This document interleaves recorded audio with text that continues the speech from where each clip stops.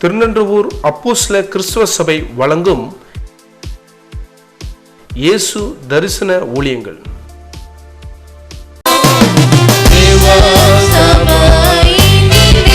இந்த வேளையிலே pastor Thomas ராஜோட கரங்களிலே இந்த நேரத்தை கொடுக்கிறேன். அவர்கள் கர்த்தர் நடத்துகிறது போல நமக்கு ஜெபித்து திறந்து வைப்பார்கள். கர்த்தருக்கு ஸ்தோத்திரம். ஆவியானவரே, அக்னியாய் எழுந்தருளி உம்முடைய நாமத்தை மகிமைப்படுத்தும்படி பிதா குமாரன் பரிசுத்தாவின் திரியேக நாமத்திலே இதை திறந்து வைக்கிறேன். ஆண்டவரே, ஆசீர்வதியும் உம்முடைய நாமத்தை மகிமைப்படுத்தும். தேவ கிருபை தாங்கட்டும். இயேசுவின் நாமத்தில் பிதாவே.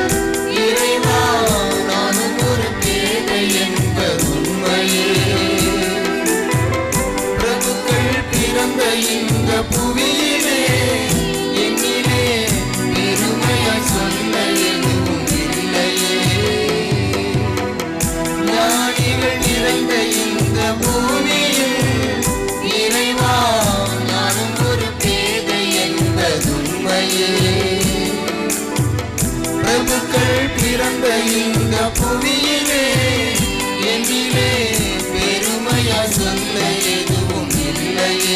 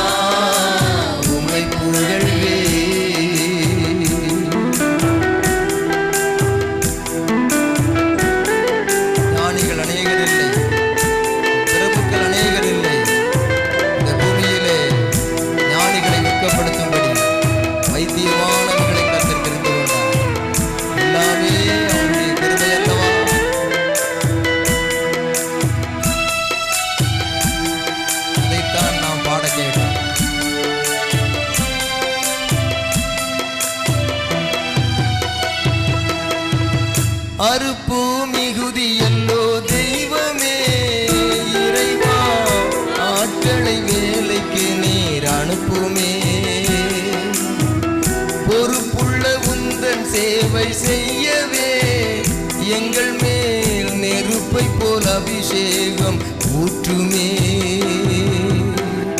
அறுப்பு மிகுதி என்றோ தெய்வமே, இறைவா ஆட்களை வேலைக்கு நீர் அனுப்புமே.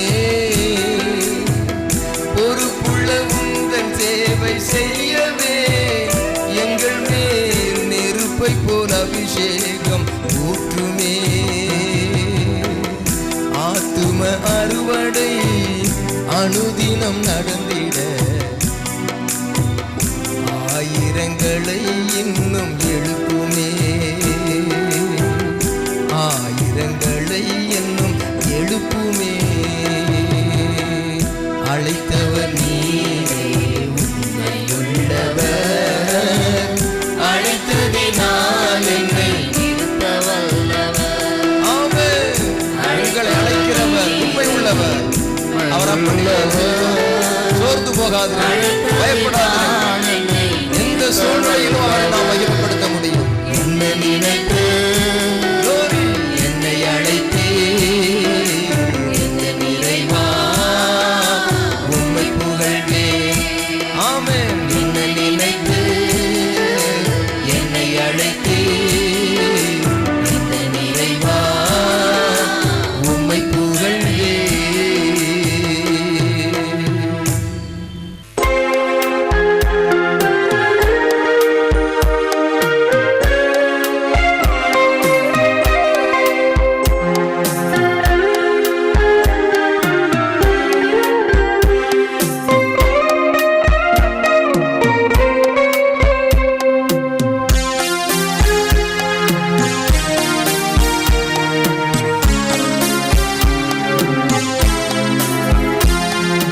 காத்துக்கொள்ளும் இறைவா, இந்த பூமியில் எனக்கு யாரும் இல்லை.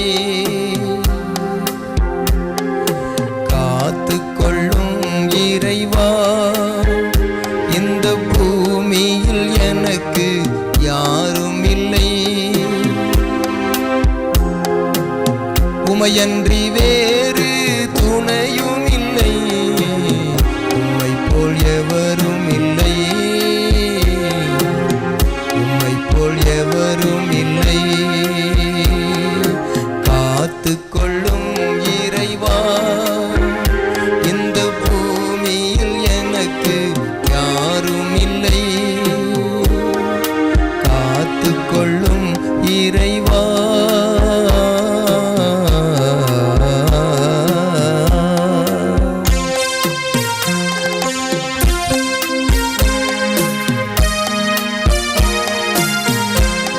கர்த்தர் உன்னை காக்கிறவர்.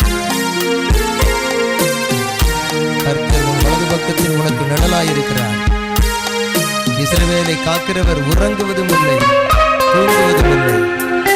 கர்த்தர் உன்னை எல்லா தீங்குக்கும் விலக்கி காப்பார்.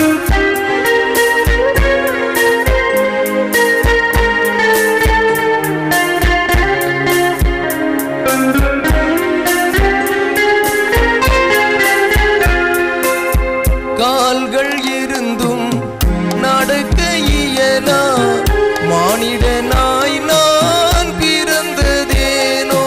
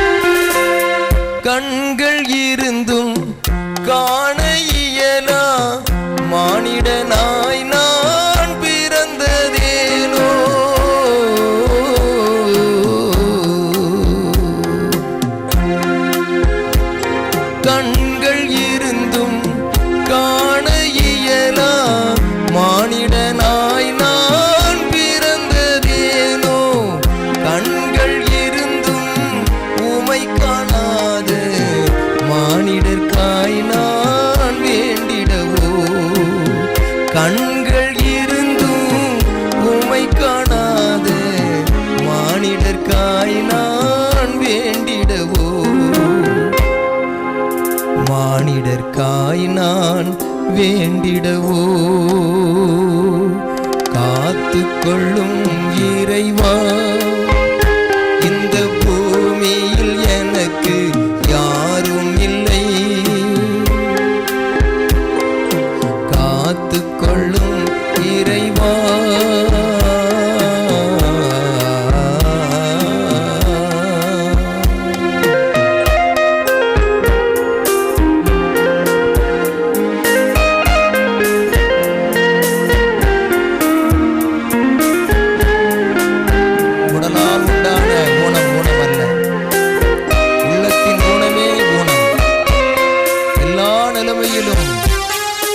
நாம் தேவனை மகிமைப்படுத்த முடியும்.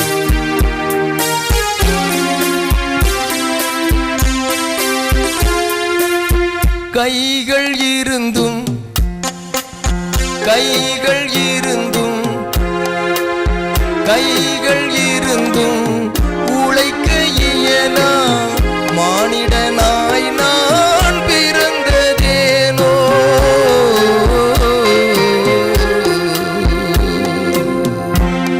கைகள் இருந்தும் உழைக்க இயலா மானிடனாய் நான் பிறந்ததேனோ. கைகள் இருந்தும் நன்மை செய்யாத மானிடர்க்காய் நான் வேண்டிடவோ. கைகள் இருந்தும் நன்மை செய்யாத மானிடர்க்காய் நான் வேண்டிடவோ. மானிடர்க்காய் நான் வேண்டிடவோ. காத்துக்கொள்ளும் இறைவா, இந்த பூமியில் எனக்கு யாரும் இல்லை. காத்துக்கொள்ளும் இறைவா, இந்த பூமியில் எனக்கு யாரும் இல்லை. உமையன்றி வேறு துணையும் இல்லை, உம்மை போல் எவரும் இல்லை. உம்மை போல் எவரும் இல்லை, உம்மை போல் எவரும் இல்லை.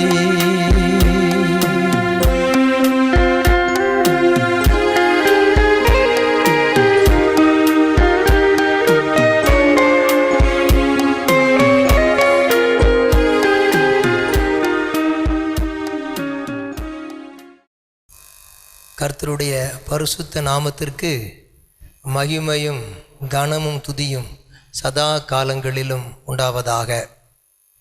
இந்த நிகழ்ச்சியில் பங்கு பெறும் உங்கள் யாவரையும் ஆண்டவராக இயேசு கிறிஸ்துவின் நாமத்தினாலே வாழ்த்துகிறேன். திருவள்ளூர் மாவட்டத்தின் பல்வேறு பகுதிகளிலும் இந்த சேனல் 316 ஊழியம் இன்னும் தலை தோங்கும்படி கர்த்தர் ஆசீர்வதித்து உயர்த்துவாராக. இயேசு தரிசன ஊழியங்கள் என்ற தலைப்பிலே என்னுடைய ஊழியத்தை நான் செய்யும்படியாக 1978 வருடத்தில் ரட்சித்த என்னை 83 வருடத்தில் தரிசனம் தந்து 1983 வருஷம் நவம்பர் மாதம் 14 தேதி இரவு நேரத்தில் இந்த உலகமா அல்லது தேவனா என்று இரண்டில் ஒன்று எனக்கு தெரிய வேண்டும் என்று என்னுடைய 23வது வயதிலே நான் முகங்குப்புற விழுந்து படுத்து உறங்கினேன். அந்த நாளிலே ஆண்டவராகிய இயேசு என்னை சந்திக்கும்படியாக தரிசனத்திலே வந்து நின்றார்.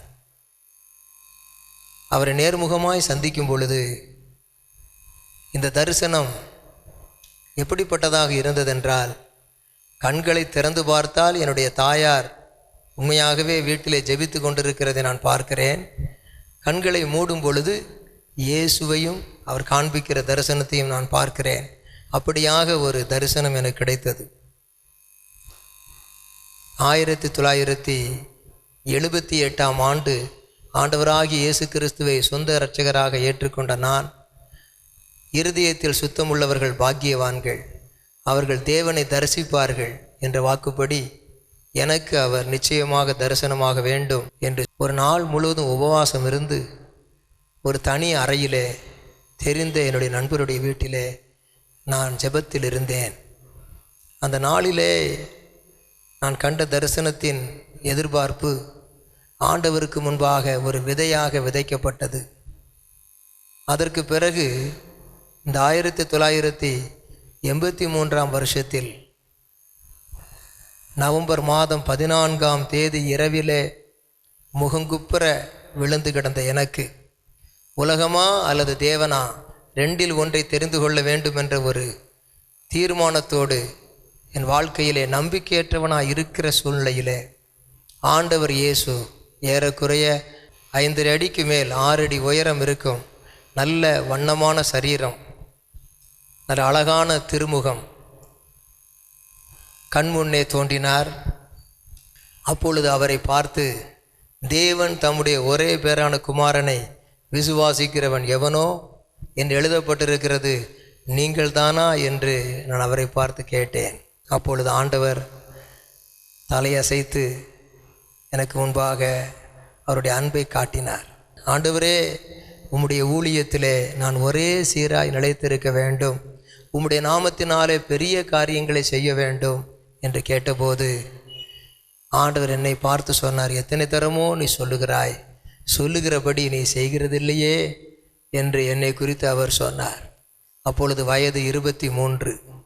நான் இன்றைக்கு ஆண்டவருடைய பிள்ளையாக ஜீவியத்தின் வழியாக ஊழியத்தின் வழியாக உயர்ந்திருப்பதின் அவருடைய கிருபையின் வழிநடத்துதல் நினைக்கும் பொழுது அவர் உண்மையுள்ள தெய்வமாக காட்சி தந்து என் வாழ்க்கையை சாட்சியாய் மாற்றும்படியாக எனக்கு உணர்த்தி காட்டின வார்த்தைகளைத்தான் உங்களுக்கு முன்னே இப்பொழுது சொன்னேன்.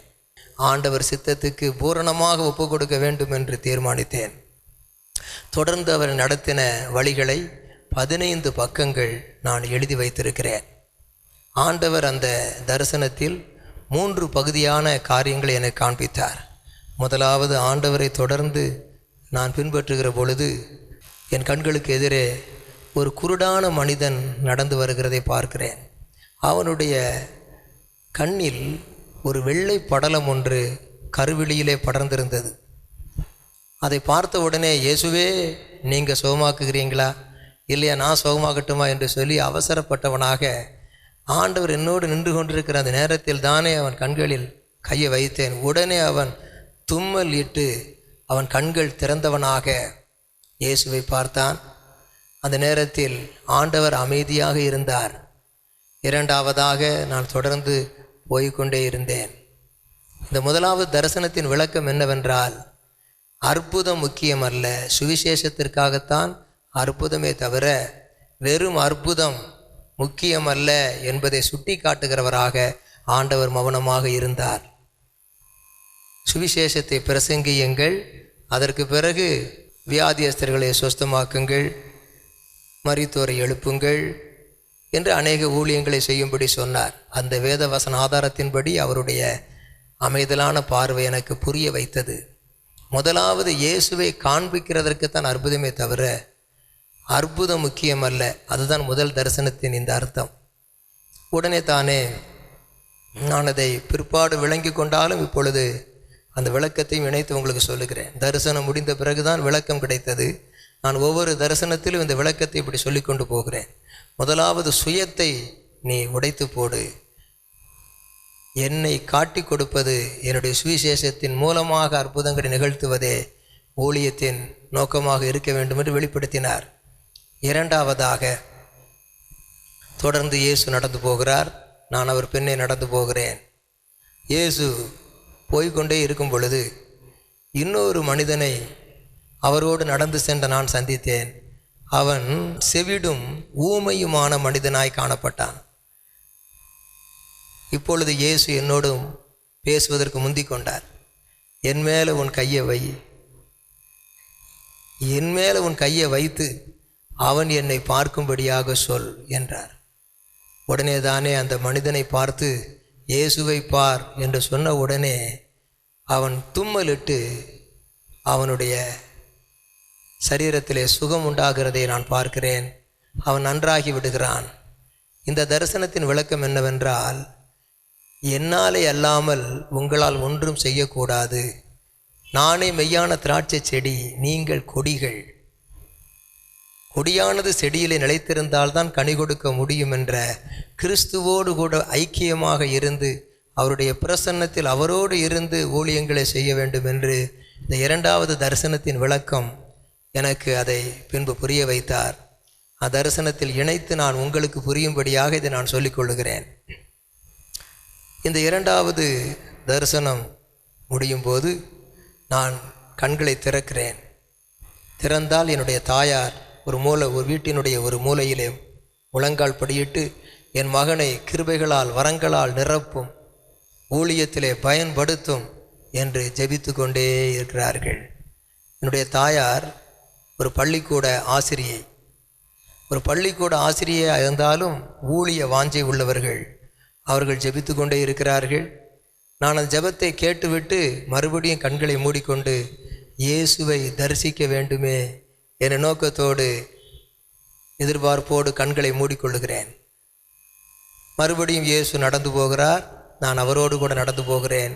போகிற நேரத்தில் ஒரு வீட்டினுடைய பகுதியில் இருக்கிற ஆட்கள் ஜீசஸ் வந்தது நல்ல காரியம் என்று சொல்லி அவர்கள் சந்தோஷமாய் காணப்படுகிறார்கள். அந்த நேரத்தில் அவர்களை பார்த்து, நீ விசுவாசித்தால் தேவனுடைய மகிமையை காண்பாய் என்று வல்லமையாய் நான் பிரசங்கிக்கிறேன். அந்த நேரத்திலே தானே அந்த வீதியிலே ஒரு பிரேத பெட்டி ஒன்று வைக்கப்பட்டிருக்கிறது. அந்த பிரேத பெட்டியிலே மரித்த ஒரு மனிதன் உள்ளே இருக்கிறான். அந்த பிரேத பெட்டியின் அருகிலே இயேசு நின்று ஜெபித்து கொண்டே இருக்கிறார். எனக்கு அவர் ஜெபித்த எல்லா வார்த்தைகளையும் நான் கேட்டுக்கொண்டிருக்க முடியவில்லை. காரணம், நான் பிரசங்கித்து கொண்டிருந்தேன்.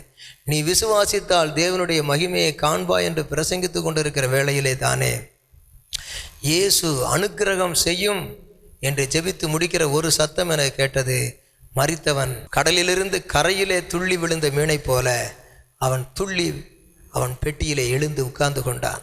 அவருடைய கண்கள் சுற்றிலும் சிவப்பு நிறமாக இருந்தது. கைகள் கட்டப்பட்டிருந்தது, கால்கள் கட்டப்பட்டிருந்தது. இந்த நேரத்தில் என்ன செய்வதென்று புரியாமல் நான் பார்த்து கொண்டிருக்கிறேன். கண்கள் திறந்தால் தரிசனம் முடிந்தது. ஆண்டவர் மூன்றாவது தரிசனத்தை உணர்த்தினார். லாசரு மரித்து உயிர் தெழுந்த பொழுது கட்டவிழ்த்து விடுங்கள் என்று சொன்னேன். அது மனிதன் செய்ய வேண்டிய கடமை. உயிர் தெழுந்த வல்லமை என்னுடையது. வல்லமை என்னுடையதாக இருந்தாலும் அது தேவனுடைய பகுதி என்பதை அறிந்து கொள். மனிதனுடைய பகுதி கட்டவிழ்த்து விட வேண்டிய ஊழியத்தை அவன் செய்ய வேண்டும். இந்த விஷயத்திலே நீ பார்த்து கொண்டிருக்கக்கூடாது. அதை தாழ்மையோடும் அன்போடும் அந்த மனிதனுக்கு நீ செய்ய வேண்டிய உதவியை செய்திருக்க வேண்டும் என்று ஆண்டவர் உணர்த்தினார். இந்த தரிசனம் முடிந்த பிறகு நான் கர்த்தருக்காக ஊழியங்களை செய்வதில் விசுவாசம் வைத்து, என்னை விசுவாசிக்கிறவன் நான் செய்த கிரியைகளை தானும் செய்வான், என்னிலும் பெரிய கிரியைகளை செய்வான் என்று சொல்லியிருக்கிறாரே, அவரை போல ஒரு ஊழியத்தை செய்யும்படியான தரிசனத்தை கொடுத்திருக்கிறாரே என்று சொல்லி, சென்னை பட்டணத்தில் என்னுடைய சகோதரனுடைய நண்பருடைய வீட்டிலே 40 நாட்கள் உபவாசம் இருந்து சத்துருடைய சோதனைகளை ஜெயிக்கவும் கிருபா வரங்களை பெறவும் தேவன் எனக்கு அனுக்கிரகம் பண்ணினார்.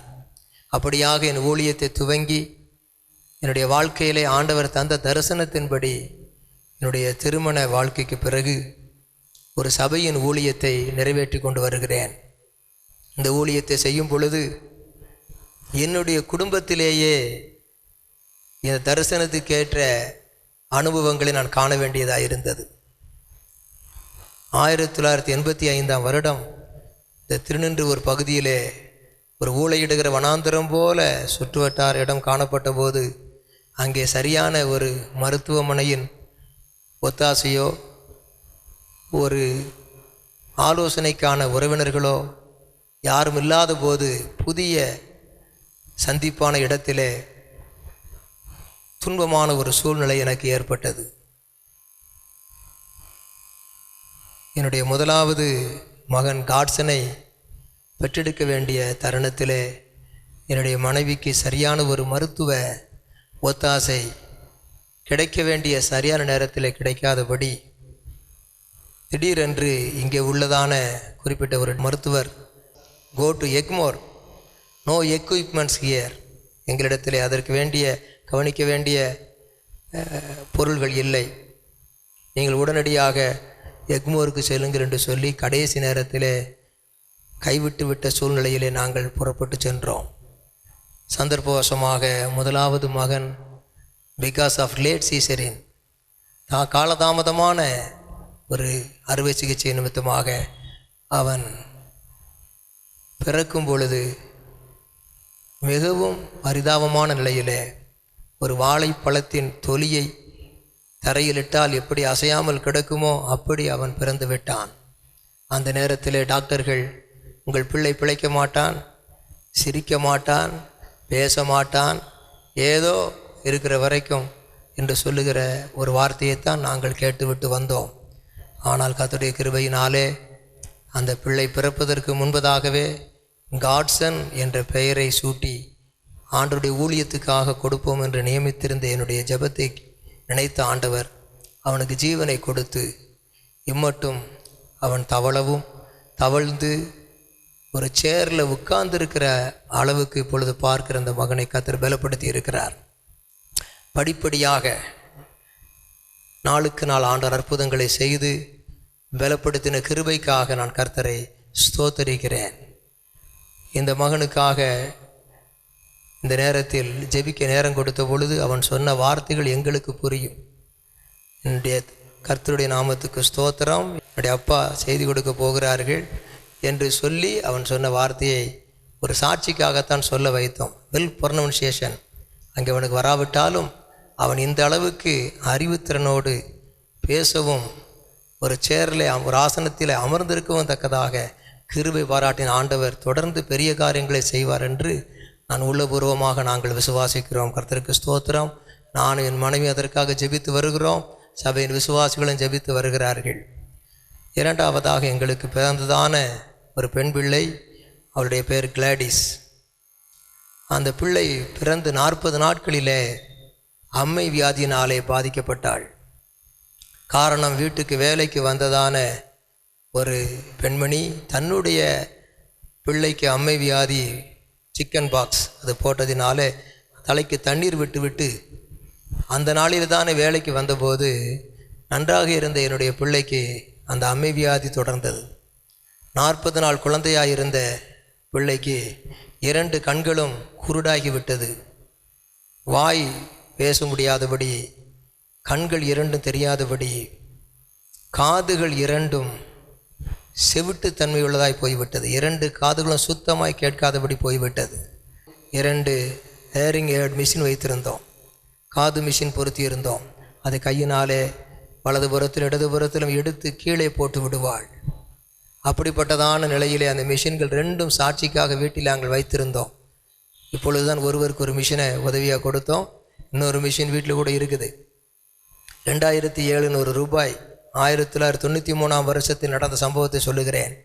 அந்த நேரத்தில் காது மிஷின்களை கையில் எடுத்து பெய்த்து போட்டு விடுகிற விவரமில்லாத குழந்தைக்கு என்ன செய்ய முடியும்?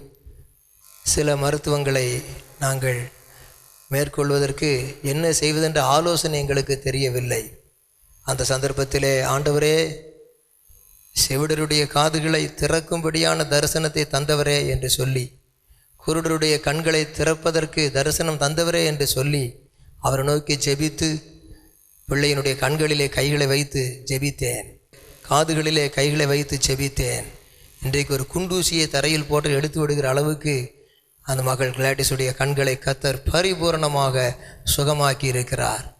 வெளியே காரில் ஹார்ன் அடிக்கிற சத்தம் கேட்டால் வாசலில் ஓடி வந்து பார்க்குற அளவுக்கு இன்றைக்கு தெளிவாய் காதுகளை கேட்க செய்திருக்கிறார். கர்த்தருடைய நாமத்திற்கே மகிமையும் கனமும் உண்டாவதாக.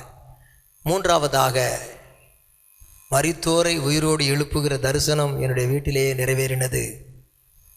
என்னுடைய மகள் கிளாடிஸ் 2007ஆம் வருடம் மரித்து போனாள். அவளுடைய ஃபிட்ஸ் வியாதியினாலே மரித்து போன போது என்னுடைய தாயார் ஒருபுறம் அழுகிறார்கள், என்னுடைய மனைவி ஒருபுறம் அழுகிறார்கள். என்ன செய்ய முடியும்?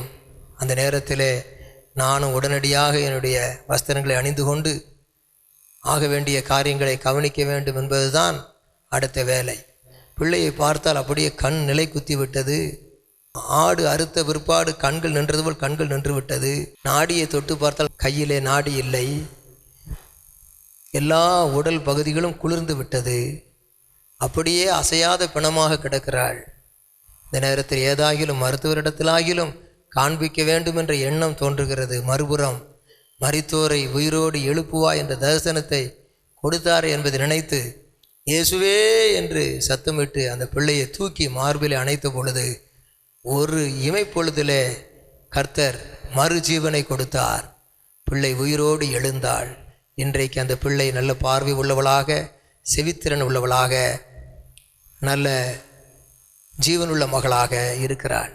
மூளை வளர்ச்சி கொஞ்சம் கொஞ்சமாக வந்து கொண்டிருக்கிறது. இன்னும் ஆண்டவரை கிட்டி சேர அவர் இந்த விசுவாச பயணத்தில் நடத்துகிறார். பாடல்கள் சில ஹம்மிங் சாங்ஸ் பாடுகிற அளவுக்கு, வார்த்தைகளை பேசுகிற அளவுக்கு இன்றைக்கு அவளை தெளிவுள்ள பிள்ளையாக மாற்றிக்கொண்டு வருகிறார். இஸ்ரவேல் ஜனத்தை மகாபெரிய அற்புதங்களை செய்து எகிப்திலிருந்து விடுதலையாக்கினாலும், பார்வோன் கையிலிருந்து விடுதலையாக்கி செங்கடலையே பிளந்து விடுதலையாக்கினாலும், யோர்தானே பிரிந்தாலும், வனாந்தரத்தின் பாதையிலே அவர்கள் படிப்படியாய் ஆண்டவருடைய அற்புதங்களை தொடர்ந்து கண்டு தேவனை மகிமைப்படுத்தினது போல எங்களுடைய வாழ்க்கையிலும் தேவன் சில காலங்களை நியமித்து நடத்துகிறார். நாங்கள் பரிபூரண தேவ வல்லமையினாலே ஆசீர்வதிக்கப்படுவோம் என்ற நிச்சயம் எங்களுக்கு இருக்கிறது. அன்பானவர்கள், இதை கேட்டுக்கொண்டிருக்கும் பொழுது இதை குறித்து தான் நான் சொல்லுகிறேன். இயேசு தரிசன ஊழியங்கள் எங்களுடைய ஊழியங்கள். எங்கள் வாழ்க்கையில் இப்படியாக எல்லாவற்றையும் இயேசு பார்த்து கொண்டார். எல்லா சூழ்நிலையிலும் நாம் கர்த்தரை சார்ந்து கொள்ளும்போது துன்பங்களை இன்பமாக மாற்றுவார். நம்முடைய கண்ணீரை களிப்பாக மாற்றுவார். தேவனாலே கூடாத காரியம் ஒன்றுமில்லை. என்னை விசுவாசிக்கிறவனுக்கு எல்லாம் கூடும் என்று ஆண்டவர் சொல்லியிருக்கிறார். என்னை விசுவாசிக்கிறவன் மரித்தாலும் பிழைப்பான், உயிரோடு இருந்து விசுவாசிக்கிறவன் மறியாமலும் இருப்பான் என்று சொன்ன வாக்கை நம்பி நம்முடைய எல்லா போராட்டமான சூழ்நிலைகளிலும், இழப்புகளிலும், வியாதிகளிலும், பிள்ளைகளை குறித்து கவலைப்படுகிற எந்த விதமான காரியங்களிலும் நீங்கள் கேட்கிற ஒவ்வொருவர் விசுவாசம் உள்ளவர்களாய் முன்னேறி செல்ல வேண்டும். எனக்கு ஏற்பட்ட சோதனையின் அனுபவங்களை சிலவற்றை உங்களுக்கு நான் சொன்னேன். உங்களுடைய சோதனைகள் வித்தியாசப்பட்டதாக இருக்கலாம். அன்பானவர்களே, சோதனை மேல் சோதனை போதுமடா சாமி என்பது உலகத்தினுடைய வழக்கச் சொல். ஆனால் சோதனை மேல் சோதனை வந்தாலும் ஆண்டவருடைய வசனத்தின் போதனை மேல் போதனையை கேட்கும் பொழுது எல்லா வேதனையும் நீங்கி நம்முடைய வாழ்க்கையிலே சாதனை புரியும்படியாக கர்த்தர் நம்மை ஆசீர்வதிக்க வல்லமை உள்ளவராக இருக்கிறார். இயேசு தரிசன ஊழியங்கள் என்ற தலைப்பிலே என்னுடைய சாட்சியை முதலாவது சுருக்கமாய் பகிர்ந்து கொண்ட நான் ஏகோவா ஈரே என்ற நாமத்தை சொல்லி இந்த சாட்சியோடு முடித்து கொண்டு அடுத்த செய்தியிலே ஏகோவா ஈரே என்ற நாமத்தின் அந்த செய்தியை தொடர்ந்து கொடுக்க நான் விரும்புகிறேன். இந்த சாட்சியை கேட்டுக்கொண்டிருக்கிற அருமையானவர்களே, தொடர்ந்து அடுத்த செய்திகளையும் கேட்கும்படி நீங்கள் ஒவ்வொரு வாரத்திலும் ஞாயிற்றுக்கிழமை அன்று 3 மணி முதல் 4 மணி வரையிலும் இந்த டிவி நிகழ்ச்சியை பார்க்கும்படி நான் உங்களுக்கு தெரியப்படுத்தி அன்பாக நான் கேட்டுக்கொள்கிறேன். உங்களுடைய கருத்துக்களை இந்த டிவி நிகழ்ச்சியை பற்றி எங்களுக்கு இன்னும் சொல்லுங்கள். நாங்கள் இந்த டிவி நிகழ்ச்சியை தொடர்ந்து நன்றாக செய்யும்படி எங்களுக்காக ஜெபியுங்கள். உங்களுடைய விண்ணப்பங்களை எங்களுக்கு எழுதி அனுப்புங்கள். நாங்கள் உண்மையாகவே ஜெபிப்போம். கர்த்தர் எனக்கு நல்ல ஒரு குடும்ப வாழ்க்கையை 2 பிள்ளைகளோடு தந்திருக்கிறார். நானும் என்னுடைய மனைவியும் உங்களுக்காக ஊக்கமாய் ஜெபிக்கவும், தொடர்ந்து டிவி நிகழ்ச்சியின் மூலமாக இப்படிப்பட்ட சாட்சிகளோடு ஆசீர்வாதமான செய்திகளை வழங்கவும் ஆயத்தமாக இருக்கிறோம். இந்த ஊழியம் எங்கள் மூலமாக மற்றவர்களுக்கு சாட்சியாகவும் ஆசீர்வாதமாக விளங்கி அநேக ஆத்துமாக்கள் ரட்சிக்கப்படவும், அநேக பாடுகள் மத்தியில் இருக்கிற ஊழியர்கள் பலப்பட்டு ஊழியங்களை செய்யவும், ஆண்டவருடைய தூரமாய் போனவர்கள் அன்புக்கு நேராய் வரவும், சோதனையிலே சிக்குண்டு தவிப்பவர்கள் பலப்படவும், புதிய ஆத்துமாக்கள் ஆண்டவருடைய விசுவாசத்தை அடையும்படியாகவும் நாங்கள் இந்த ஊழியத்தை துவங்கி செய்து கொண்டிருக்கிறோம். திருவள்ளூர் மாவட்டத்தில் 316 சேனல் மூலமாக இந்த சாட்சிகளும் செய்திகளும் தொடர்ந்து வரும். இந்த ஊழியத்திற்காக உங்களுடைய ஊக்கமான ஜெபமும் உதாரத்துவமான காணிக்கைகளும் எங்களுக்கு உதவியாக இருக்கும் என்று நம்பி நீங்கள் முடிந்த ஒத்தாசைகளை செய்து உங்கள் ஜெபத்தோடு கூடிய உதவிகளை எங்களுக்கு வழங்குமாறு பணிவன்புடன் நான் கேட்டுக்கொள்கிறேன். இந்த செய்திகளை கேட்டு உங்களை கர்த்தர் தாமே மென்மேலும் ஆசீர்வதிப்பாராக. நாம் ஜெபிப்போம். வானாதி வானங்களையும் பூமியையும் படைத்த எங்கள் சர்வ வல்லமை உள்ள பிதாவே, வானத்திலும் பூமியிலும் சகல அதிகாரம் உள்ள இயேசு கிறிஸ்துவின் நாமத்தினாலே பரிசுத்த ஆவியானுடைய வல்லமை இந்த வேளையிலே ஒவ்வொரு குடும்பத்தின் பிள்ளைகள் மேலும் இறங்கி வருவதாக. இந்த நிகழ்ச்சியிலே பங்கு பெற்று இந்த சாட்சிகளை மட்டும் கேட்டுக்கொண்டிருந்த பிள்ளைகள் ஒவ்வொருவருடைய வாழ்க்கையிலும் கர்த்தருடைய சாட்சி ஆத்துமாக்களை உயிர்ப்பிக்கும்படியாக ஜெபிக்கிறேன். என்னென்ன சோதனைகளிலே உம்முடைய பிள்ளைகள் காணப்படுவார்களோ உமக்குத்தான் தெரியும். ஒவ்வொருவருடைய குடும்ப சூழ்நிலைகளும் உமக்கு தெரியும். ஒவ்வொரு குடும்பத்தின் பிள்ளைகளுடைய சூழ்நிலைகளும் உமக்கு தெரியும். ஆண்டவரே, அவர் கடந்து போகிற வாழ்க்கை பயணத்தின் பாடுகள் கஷ்டங்கள் உமக்கு தெரியும். இந்த சாட்சியை கேட்டுக்கொண்டிருக்கிற வேளையிலே, இப்பொழுது ஜெபிக்கிற இந்த வேளையிலே தேவனாலே கூடாத காரியம் ஒன்றுமில்லை. இந்த வசனத்தின்படியாக எல்லா தடைகளையும் உடைத்து ஒவ்வொரு குடும்பத்தில் அற்புதங்களை செய்வீராக. ஆண்டவரே, உமக்கு ஸ்தோத்திரம், ஸ்தோத்திரம் ஐயா. தாங்க முடியாத வேதனையோடு வியாதியிலே தவிக்கிற பிள்ளைகளுக்கு இயேசு கிறிஸ்துவின் நாமத்தினாலே விடுதலை உண்டாவதாக. இயேசு கிறிஸ்துவின் நாமத்திலே ஒவ்வொருடைய பிள்ளைகள் மீதும் சிரசு முதல் பாதம் வரையிலும் இயேசு கிறிஸ்துவின் இரத்தத்தின் ஜீவன் இறங்கும்படியாக ஜெபிக்கிறோம். ஆண்டவரே, உடைய பணிபடி ஆவிகளான தூதர்களை அனுப்பி ஒவ்வொரு வீடுகளுக்குள்ளும் உதவி செய்யும்படியாக ஜெபிக்கிறோம். பண தேவைகள், பொருளாதார தேவைகள், இன்னும் என்னென்ன தேவைகள் உண்ட எல்லா தேவைகளையும் உடைய ஒத்தாசை வரும் பருவங்களிலிருந்து அனுப்பி தரும்படியாக ஜெபிக்கிறோம். நன்மையான ஈவுகள் இறங்கி வருவதாக. ஒவ்வொரு குடும்பத்திலும் சமாதானம் உண்டாவதாக. தேவனுடைய வல்லமை சாசனுடைய தடைகளை உடைத்து எல்லா கட்டுகளையும் உடைத்து இப்பொழுதே விடுதலையை ஆண்டவர் அனுக்கிரகம் செய்யும்படியாக ஜெபிக்கிறோம். ஆசீர்வதித்தருளும்.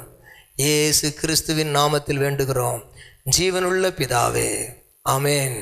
நம்முடைய கர்த்தராயிருக்கிற இயேசு கிறிஸ்துவின் கிருபையும் பிதாவாகிய தேவனுடைய அன்பும் பரிசுத்த ஆவியானவருடைய அந்யோன்ய ஐக்கியமும் நம் அனைவரோடும் கர்த்தருடைய வருகை மட்டும் இருப்பதாக. ஆமேன். God bless you all. சபையின் ஆராதனை நேரங்கள்: காலை ஆராதனை 9 மணி முதல் 11:30 மணி வரை மற்றும் மாலை ஆராதனை 6 மணி முதல் 7:30 மணி வரை. சிவாப்பேட்டை காலை ஆராதனை 7 மணி முதல் 9:30 மணி வரை. ஜப உதவிக்கு தொடர்பு கொள்ள வேண்டிய எண் 9884931550 மற்றும் 7401353678. எங்களுடைய விலாசம் அப்போஸ்தல கிறிஸ்துவ சபை, நம்பர் 12, 3வது மெயின் ரோடு, கிருஷ்ணாபுரம், திருநன்றுவூர். இயேசு தரிசன ஊழியங்களின் வங்கி விவரம்: G. John Bhaskar, account number 602701532441, IFC code ICIC 006027, ICICI bank, Anna Nagar branch. காத்துக்கொள்ளும் இறைவா, இந்த பூமியில் எனக்கு யாரும் இல்லை, உமையன்றி வேறு துணையும் இல்லை, உம்மை போல் எவரும் இல்லை, உம்மை போல் எவரும் இல்லை. காத்துக்கொள்ளும் இறைவா, இந்த பூமியில் எனக்கு யாரும் இல்லை, காத்துக்கொள்ளும் இறைவா.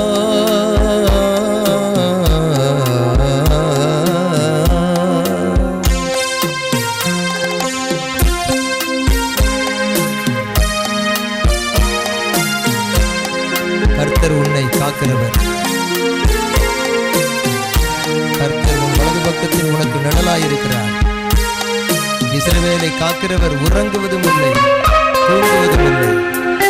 கர்த்தர் எல்லா தீங்குக்கும் விலக்கி காப்பார்.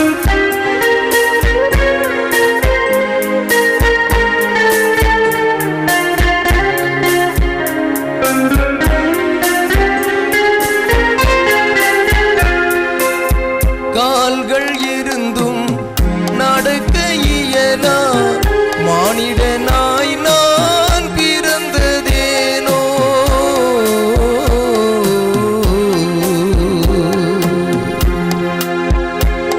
கால்கள் இருந்தும் நடக்க இயலா மானிடனாய் நான் பிறந்ததேனோ. கால்கள் இருந்தும் உம்படி நடவா மானிடர்காய் நான் வேண்டிடவோ. கால்கள் இருந்தும் உம்படி நடவா மானிடர்காய் நான் வேண்டிடவோ. மானிடர்காய் நான் வேண்டிடவோ.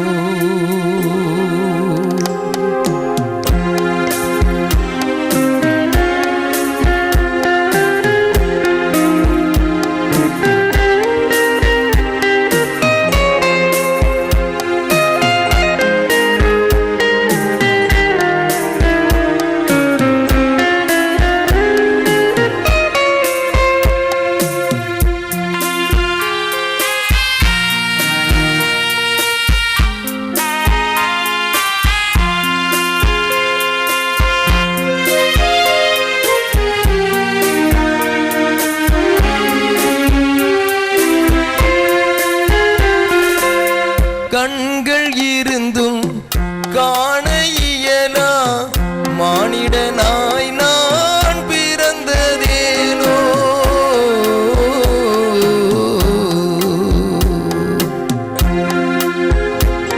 கண்கள் இருந்தும் காண இயலா மானிடனாய் நான் பிறந்ததேனோ.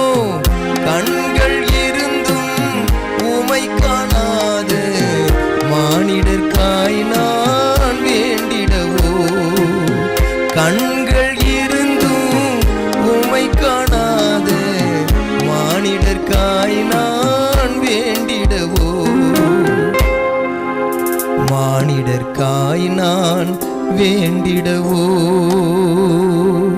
காத்துக்கொள்ளும் இறைவா, இந்த பூமியில் எனக்கு யாரும் இல்லை.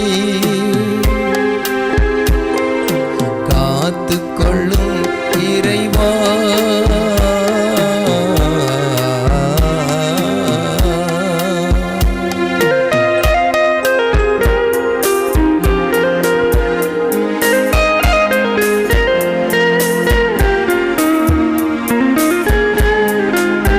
உடலால் உண்டான ஊனம் ஊனமல்ல, உள்ளத்தின் ஊனமே ஊனம்.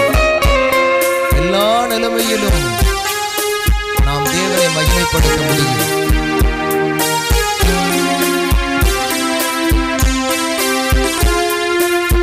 கைகள் இருந்தும் கைகள் இருந்தும் கைகள் இருந்தும் உழைக்க இயலா மானிடனாய் நான் பிறந்ததேனோ.